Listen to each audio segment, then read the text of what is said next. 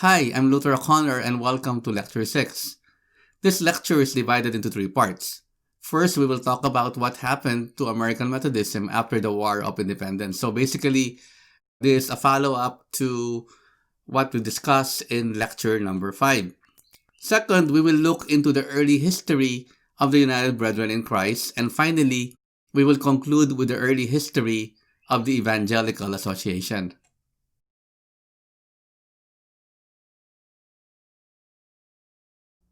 Post-revolutionary America was the land of the free. This free environment, this experiment known as American democracy, easily gave rise to the free market economy, which along with it brought a newfound ethic and respectability to the artisan and middling labor workforce. When I say middling, I mean those who were earning moderate or average incomes. Consequently, this new social identity of post-revolutionary America perfectly matched the social principles of the newly minted Methodist Episcopal Church, and therefore set the stage for its phenomenal growth. And so along with the Baptists, the Methodists were the fastest growing during the period. Between 1770 and 1820, American Methodists achieved a virtual miracle of growth, rising from fewer than 1,000 members to more than 250,000 members. In 1775, fewer than 1 out of every 800 Americans was a Methodist. But by 1812, Methodists numbered 1 out of every 36 Americans. By mid-19th century, American Methodism was almost 10 times the size of the Congregationalists, America's largest denomination in 1776. So let me show you a few charts to further illustrate this. As you can see in this map of the country, the big one below, Methodism first started in the port cities of Baltimore, New York, and Philadelphia in the 1760s, and from there grew into the Delmarva Peninsula, meaning Delaware, Maryland, and Virginia, hence Delmarva. By 1796, it began to spread southward beyond the Appalachians into Kentucky, Tennessee, North Carolina, South Carolina, and Georgia. As shown on this smaller map on the top, it gained some following in those states, about 1 to 2% of the population.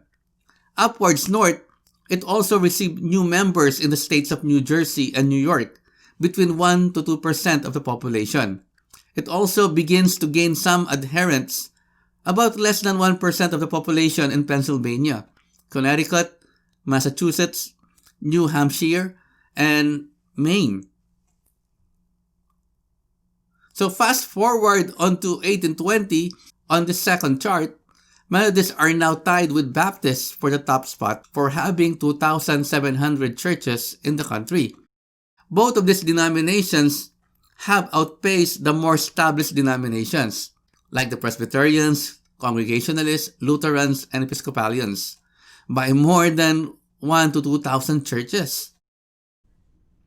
Now, on this third chart, it shows us a comparison of the percentage of adherents in all of the major denominations between 1776 and 1850. As you recall, 1776 was the year of the Declaration of Independence. At that time, the Congregationalists had the biggest percentage from among those who belonged to a church, which was at 20.4%. Methodists at that time only accounted for 2.5% of those who were church or belonged to a church, ranking 5th. However, 64 years later in 1850, the tables have turned. Methodists at this point were the biggest at 35.4%, while the Congregationalists took 5th place, the same spot the Methodists were in 1764, by having only 4%. Also, take note, the Baptists were a far second at this point, with 20.4%. Clearly, this illustrates that by mid-1800s, Methodism had become the largest denomination in the U.S., or should we say, had become America's church. It was the most American of the churches at this point, and this next chart further shows that. This chart actually shows us the concentration of Methodism in the country per county. And as you can see, it's literally all over the country at this point. The black color indicates that there were over 25 churches in that particular county. The less black or dark it becomes, the number of churches becomes lesser as well. For example, the darkest of the gray shows that there were 15 to 25 churches in that county. But as you can see, there are plenty of black and the darkest of gray spots there, which comprises more than 50% of the map. This shows us that in more than half of the counties, there were more than 15 Methodist churches there. And Methodists breathe a sigh of relief at this point because they have finally arrived. At this point, they have significantly grown in numbers, and with that, they have also grown in influence and respectability. So the question is, what led to this? How did this happen? What made this small, relatively unknown denomination born after the American Revolution the largest denomination in North America by mid-19th century? Well, there is no one single answer to this question. However, we can identify a few highlights during the period that will help answer this. The first is the Methodist Connectional system. It was Asbury, of course, taking a cue from Mr. Wesley's system in England, who established this connectional system in America. He was instrumental in creating the connectional system that allowed for early Methodism to flourish in this country. This was made clear in the stated purpose of the new denomination in the minutes of the Christmas Conference of 1784, the same conference which gave birth to the Methodist Episcopal Church. Question 4. What may we reasonably believe to be God's design in raising up the preachers called Methodists? Answer. To reform the continent and to spread scriptural holiness over these lands. So you have this network of preachers, but what was their purpose? To spread scriptural holiness. Yes, this shows us their commitment to the preaching of the doctrine of holiness or Christian perfection. But in addition to this also presupposes their commitment to some system that would make the preaching of holiness along with its prerequisites and intended fruits possible. And this is where the connectional system steps in. So Asbury, along with Bishop Thomas Coke, made this very clear in their introductory letter in the Journal of 1796. Our grand object is to raise and preserve a holy and united people. Holiness is our aim, and we pay no regard to numbers, but in proportion as they possess the genuine principles of vital religion. So they were to raise and preserve a holy people. But here's the catch. This holy people needed to be united. And to ensure this unity, they needed to be connected through a connectional system, a hierarchical organizational structure that permitted the maximum mobilization of resources. This is captured on this old chart titled Methodist Itinerant System, which shows a series of concentric circles or wheels within a larger wheel. This was published by the Methodist Episcopal Church around the mid-1800s. These wheels are the following. First, beginning in the center, bands revolved weekly, meaning they had band meetings that met weekly. Second, the classes revolved weekly, which shows that they had class meetings that also met weekly. Third, circuits revolve monthly, which indicates that the traveling preachers, or should I say circuit riders, get to serve a church within a preaching circuit once a month. But more on that later. Fourth, districts revolved quarterly. This points to the existence of what they used to call quarterly meetings, later renamed district meetings as shown here.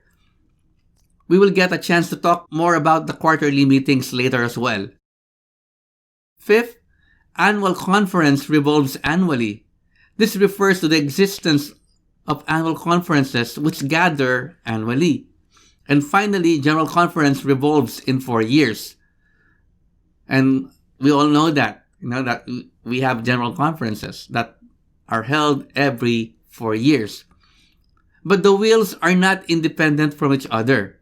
Instead, they are connected by the ligaments A, B, C, D, and E.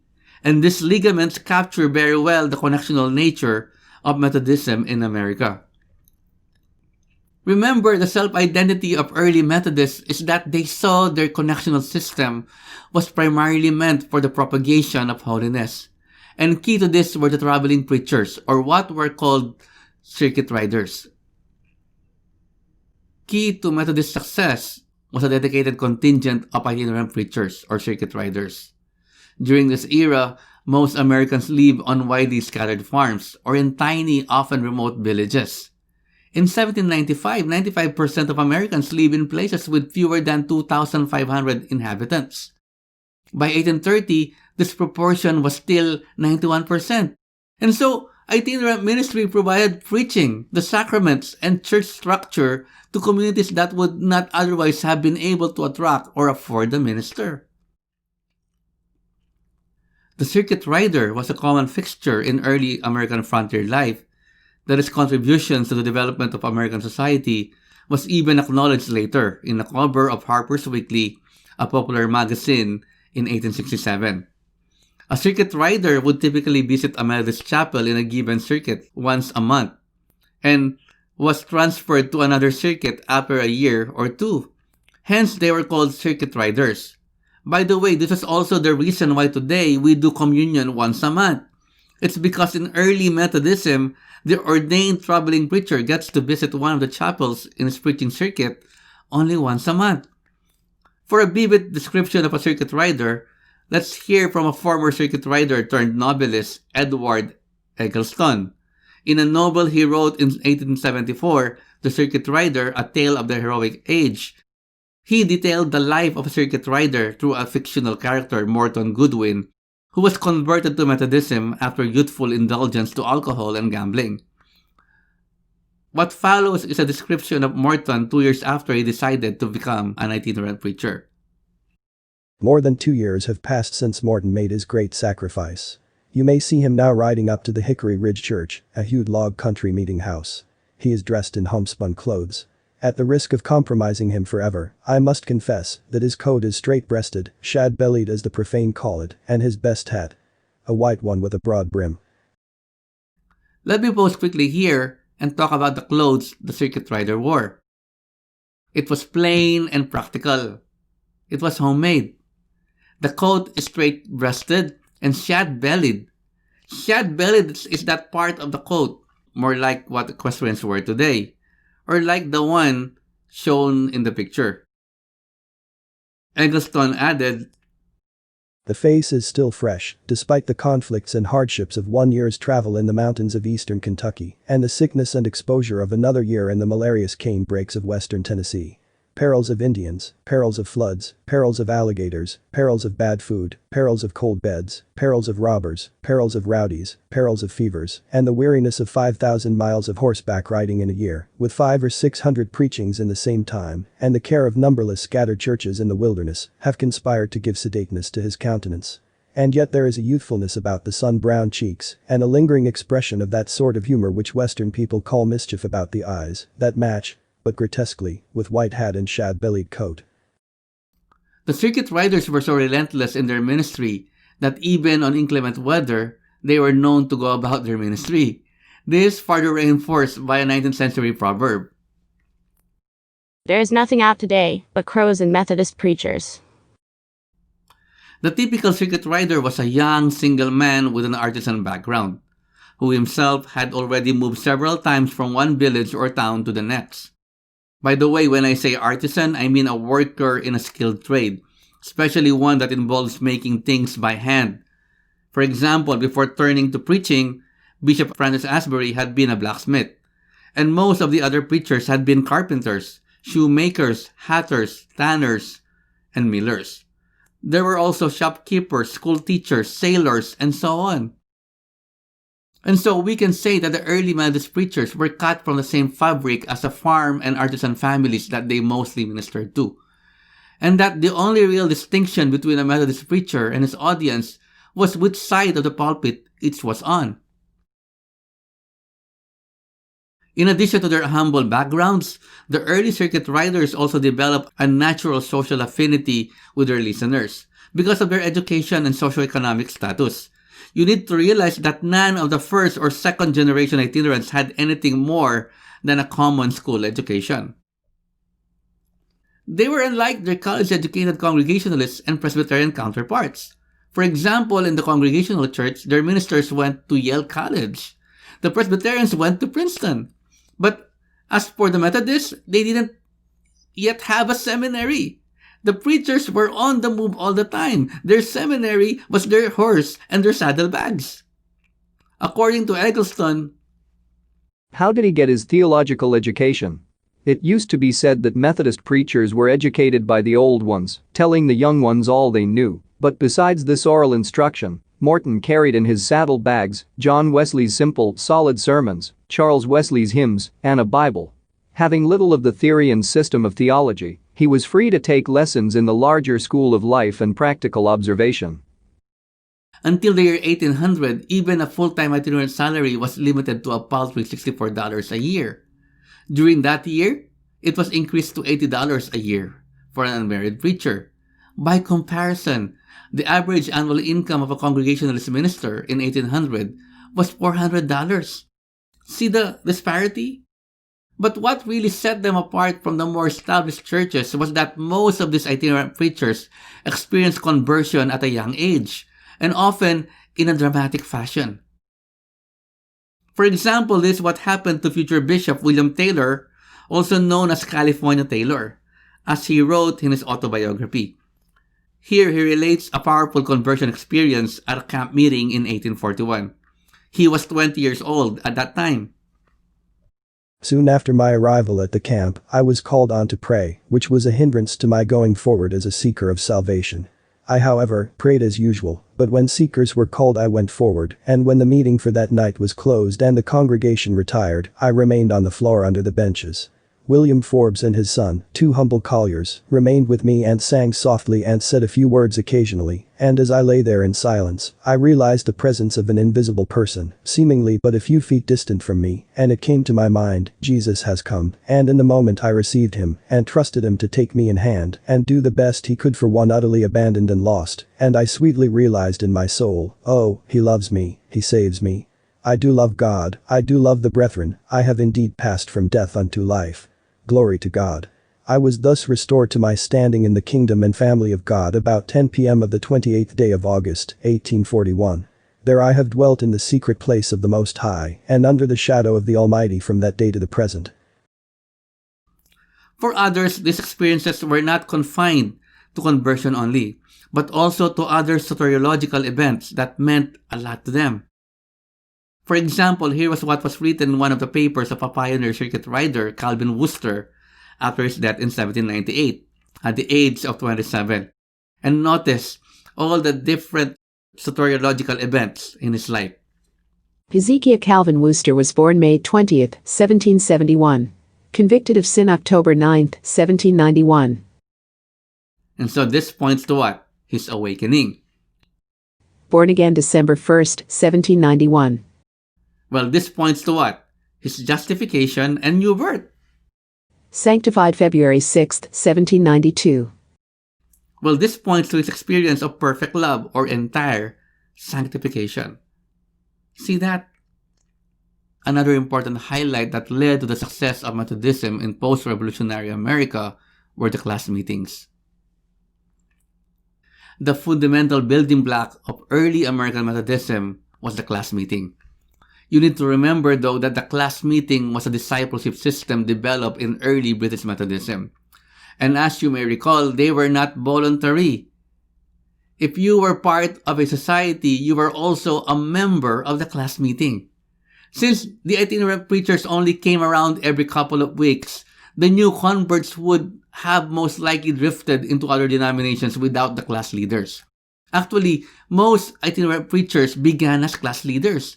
Class leaders were the glue for the class meetings. They were selected by the itinerant preacher and were usually artisans, farmers, petty merchants, and sometimes even women and African Americans. Besides conducting the weekly meetings, they were responsible for keeping attendance records, collecting contributions, visiting the sick, and bringing new itinerants up to speed or updated on the character and status of each member. Essentially, the class meetings helped bring order to the lives of individuals and families that attended them. But this sense of ordering did not end with the class meeting, though, since they also had the quarterly meetings.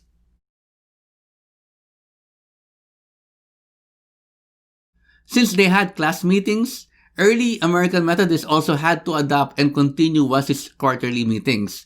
These meetings met quarterly, and they were partly business meeting and partly revival meetings.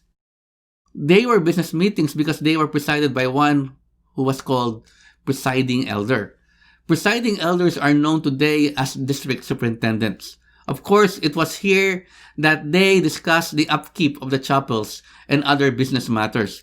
But in addition to this, it was also here that the classes in a given circuit or a preaching station or chapel were examined to see if its members were living according to the discipline of the church, or should I say, keeping with the general rules of the church. Remember the 3 general rules? Namely, doing no harm, doing good, and attending upon the ordinances of God. Typically, the quarterly meetings were held for 2 days during the weekend, although they had to go more than that in other instances. On Saturday, they do whatever business had to be done. Later, when all business was done, they end the day by holding a preaching service aimed at improving the order of the community. Then finally, on Sunday, they have a love feast, communion, public preaching, memorial services, marriages, and baptisms throughout the morning and afternoon. So the preaching services were basically revival meetings open to the public.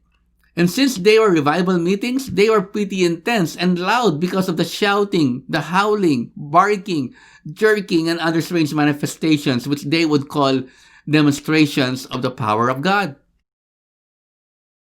This was captured in an account of a quarterly meeting at the Flanders Circuit in New Jersey in 1801. This work commenced at a quarterly meeting, at which it was judged there were not less than 6,000 persons present. It seems that before the meeting commenced, both Brother Woolsey and the presiding elder, the Reverend Solomon Sharp, had a presentiment that the Lord was about to work at this meeting, and hence they went in the exercise of strong faith in the promises of God that it would be even so. When Brother Woolsey arose to address the assembly, feeling the word of the Lord like fire shut up in his bones, he informed them that God would work among them, and accordingly a shaking and trembling began to be visible in the assembly, accompanied with strong cries to God for mercy. The meeting continued until 11 o'clock at night, and some indeed remained all night in these solemn exercises. The work thus commenced spread throughout the circuit, and great was the rejoicing of the people, both among the young converts and the old professors of religion.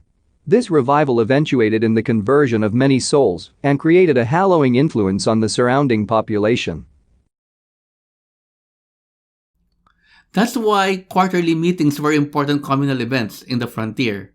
Today, quarterly meetings had evolved into what we call church conferences, which unfortunately are a far cry from what they used to be. It is important to note that both the class meetings and the quarterly meeting were communal events that helped bring a sense of order to the lives of individuals and families. Remember, the nation was young, it was expanding, and especially in the frontier, people were experiencing rapid social change. There was a lot of anxiety in the midst of uncertain times. But Methodism brought a sense of order to the people. I know it's quite ironic given their loud and noisy revivals. However, Methodism ordered people's lives. Let me repeat that. Methodism ordered people's lives. It brought discipline to them and helped them become better persons to their families and to the society. Imagine drunkards giving up alcohol, wife abusers turning to God, slave holders, and in some few cases in the South, freeing their slaves. Certainly, Methodists, as scholar Lester Root asserts, have made a little heaven below. The quarterly meetings did not last long, however. Ironically, their decline had something to do with their success. For soon, the venue became too small to hold these meetings, and so they had to do public preaching outdoors. And with the growing number of attendees came the difficulty of finding lodgings near the venue. Those coming from far had to bring their own provisions, slept on the ground, or makeshift beds, or their wagons. And so given their success, the quarterly meeting would later give way to a much bigger gathering known as the camp meeting. Camp meetings were a natural outgrowth of the quarterly meetings. However, the first camp meeting was not held by the Methodists. It was in fact a Presbyterian minister by the name of Barton W. Stone who organized the first one on August 1801 in what would become known as the Cane Ridge Revival, a revival that marked the beginning of what is known as the Second Great Awakening in America. The gathering took place in a meeting house about 20 miles east of Lexington, Kentucky, in a place called Cane Ridge. Today, if you go there, it's really part of Paris, Kentucky. The gathering was originally meant as an outdoor communion, or as they called it, a communion season, a common practice among Presbyterians in Scotland.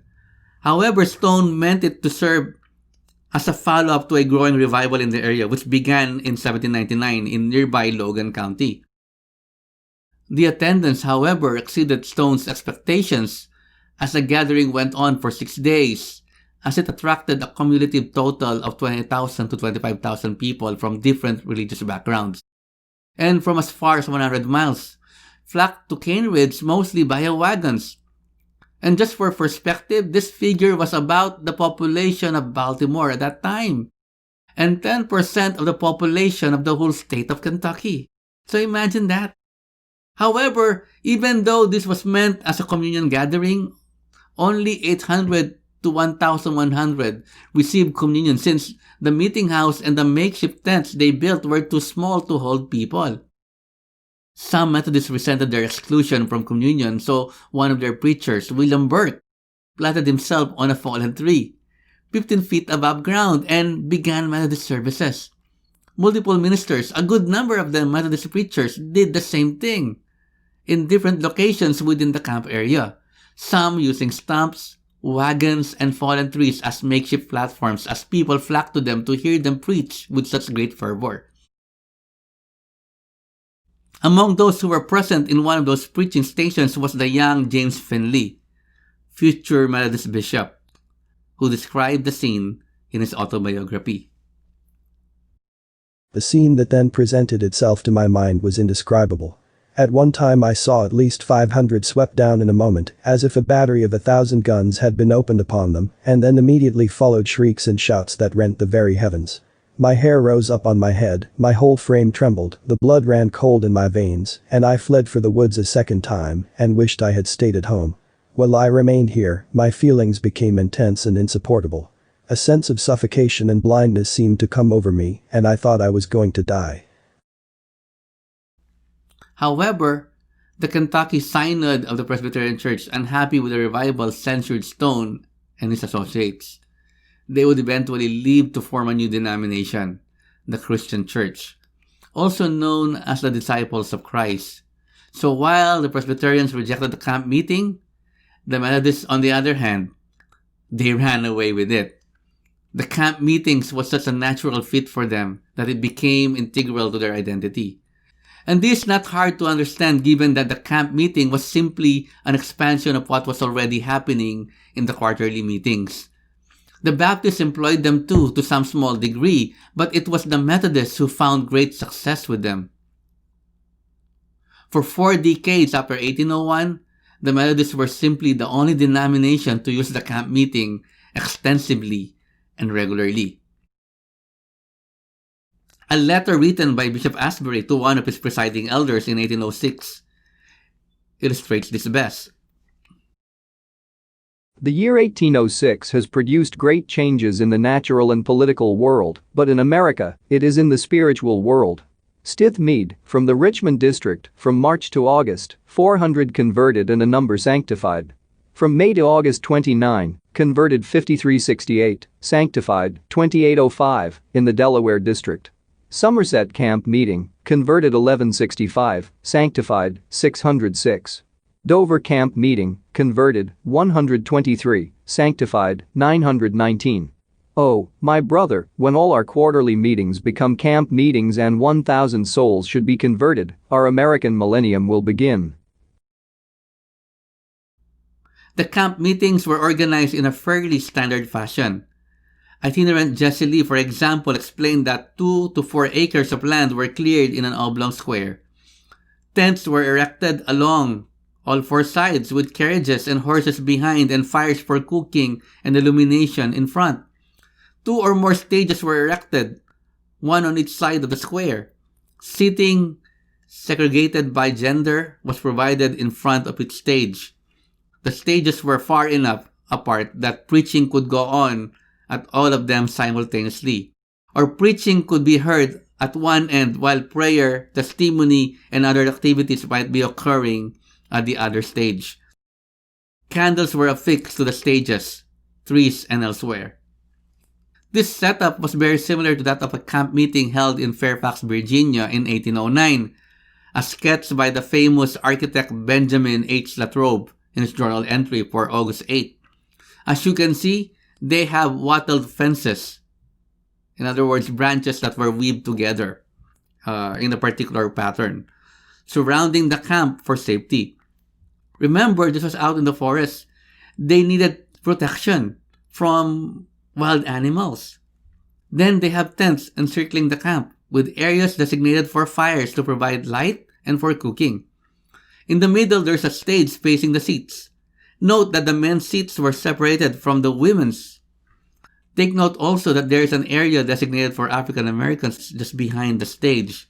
This highlights the racial segregation in early American Methodism, particularly in the South.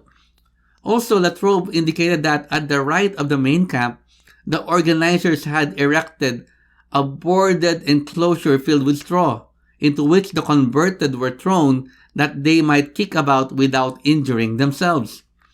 That area was actually meant to accommodate the powerful and at times uncontrollable emotions or strange manifestations generated at a camp meeting.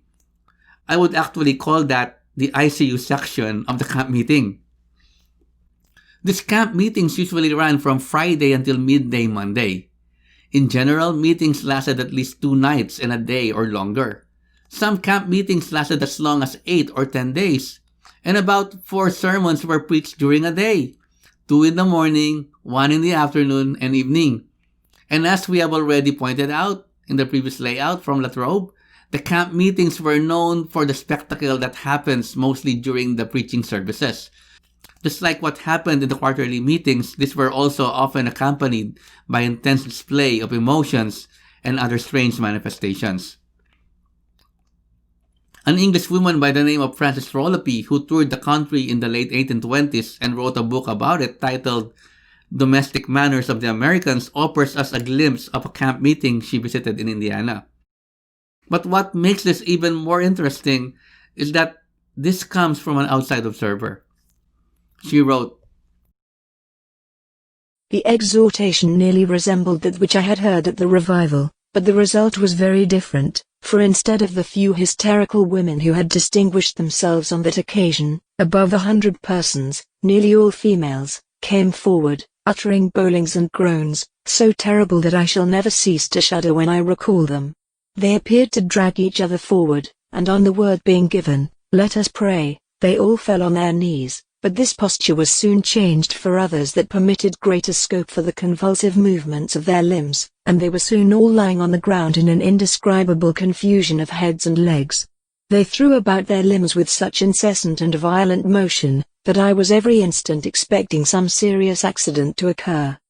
But how am I to describe the sounds that proceeded from this strange mass of human beings? I know no words which can convey an idea of it. Hysterical sobbings, convulsive groans, shrieks and screams the most appalling, burst forth on all sides. I felt sick with horror. As if their hoarse and overstrained voices failed to make noise enough, they soon began to clap their hands violently. The scene described by Dante was before me. Here sighs and lamentations and loud cries were echoing across. Horrible pronouncements, accents of anger, words of suffering, voices shrill and faint, and beating hands. Additionally, Trollope was particularly outraged by the manner in which the preachers approached the young women who came forward in response to the exhortation. Many of these wretched creatures were beautiful young females. The preachers moved about among them, at once exciting and soothing their agonies. I heard them muttered, "Sister, dear sister, I saw the insidious lips approach the cheeks of the unhappy girls. I heard the murmured confessions of the poor victims. I heard their tormentors, breathing into their ears consolations that tinged the pale cheek with red. Despite the mostly negative portrayal of the camp meetings by outside observers, no amount of criticism could extinguish them. The camp meeting would experience some decline around the mid-19th century along with the increasing respectability of the Methodists, but only to be revived later in the late 1860s through the National Camp Meeting Association for the Promotion of Holiness, which we will talk about later in Lecture 9. Finally, as already made implicit by the different accounts we have mentioned about the quarterly meetings and camp meetings, another important highlight about post-revolution Methodism was that it was thoroughly revivalistic. It was boiling hot. It was on fire. This was pretty much ingrained in the spiritual culture of Methodism. Some observers, like Thomas Walcott in 1789, were bothered by the physical and vocal expressions of revivalist spirituality.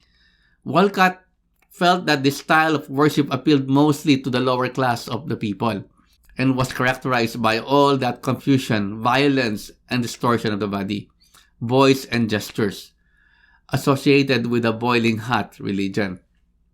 And that culture is not only present in the camp meetings, but also in the highest levels of the organization, even the General Conference.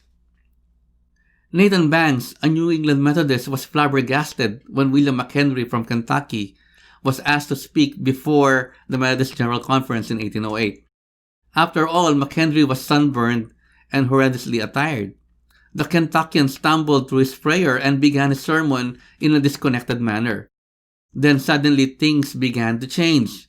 According to Banks, I saw the preacher of the morning enter the pulpit, sunburned and dressed in very ordinary clothes, with a red flannel shirt, which showed a large space between his vest and small clothes. He appeared more like a poor backwoodsman than a preacher of the gospel. I felt mortified that such a looking man should have been appointed to preach on such an imposing occasion. In his prayer, he seemed to lack words, and even stammered. I became uneasy for the honor of the conference and the church. As the preacher advanced in his discourse, a mysterious magnetism seemed to emanate from him to all parts of the house. He was absorbed in the interest of his subject. His voice rose gradually till it sounded like a trumpet. At a climactic passage, the effect was overwhelming. Many hearers fell prostrate to the floor. An athletic man, sitting by my side, fell as if shot by a cannonball. I felt my own heart melting and feared that I should also fall from my seat. Such an astonishing effect, so sudden and overpowering, I seldom or never saw before. And so given the revivalistic nature of Methodism, a British observer by the name of Isaac Holmes made this observation in 1823. The Methodists in America are more enthusiastic than those in England. Perhaps they are there now, what they were in Great Britain 40 or 50 years since. They appear determined to take heaven by storm. And this is how I'll conclude the first part of Lecture 6.